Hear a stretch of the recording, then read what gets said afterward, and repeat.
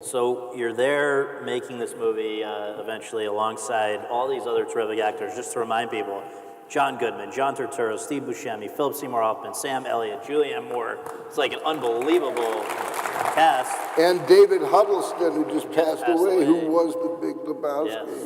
Yeah. In the making of this, did you feel like there was anything unusually special about this, or was it only when you sort of saw the reactions? Because it wasn't even that well received when it initially came out. It was so we had a ball. It was so fun, and my buddy T-Bone Burnett did all the music, so he was around a lot. Yeah. We met on Heaven's Gate. Chris Christopherson brought a bunch of his music buddies with him, and T-Bone's one of those guys. So T-Bone was on there. And we had a ball shooting the movie, and then when it came out, I thought it was going to be funny, and then when it kind of didn't do well, I was surprised. That's what was surprising. And then it had to, got to be more popular in Europe, and then splashed back again, and then all these festivals. I was going to say, at this point, can you believe there's now an annual Lebowski Fest? There's actually a Dudist religion, which has quite a few adherents.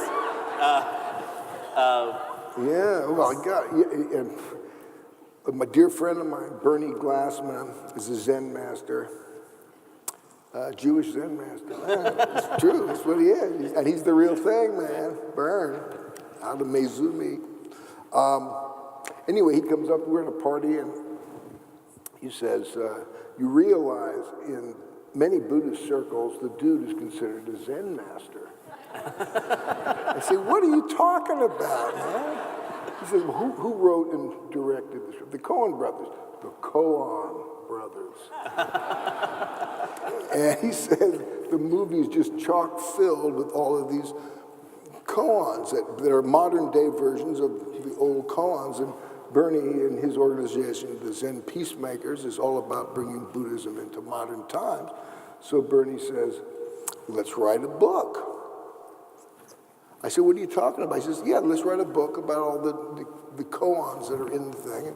So we went up to Montana and did that and had a wonderful time. I said, well, what do you mean the koans? He says, well, like the dude abides. That's very, that's right up, Buddhist thing.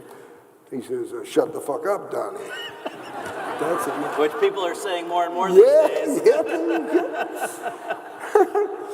And I think both of our favorites is, well, that's just like your opinion, man.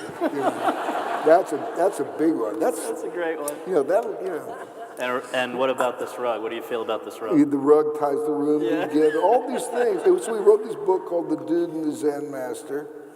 One of our little things I remember talking about in the book that Bernie liked was, bowling was, so much in the dude's life, and so the brothers hired a bowling master, he's like a champion bowling guy, to teach me, John, and Steve Buscemi how to bowl. And so they show up, and, there's the bowling master, and he has his assistant, who's also an expert bowler there with him. And so I'm saying, I'm talking to the bowling master. I said, well, how do you think the dude approaches, the bowling thing? Do you think it's like, Art Carney, kind of, Norton, is he kind of like,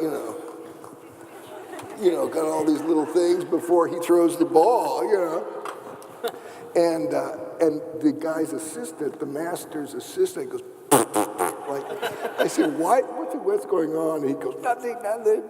He can't stop laughing. And the master's looking weird, I said, come on, guys, tell you that. And the master says, all right, you can tell him. And he says, no, you tell him. The master says, he says, bowling, it's kind of like, Zen in the art of archery, it's not like aiming and trying to hit the thing. You've got to become one with the target and all this stuff. And to get into that right state of mind takes certain, or so I thought, certain things. So he said he would go through many, many little, special little things that you have to do to get his body in the right moment.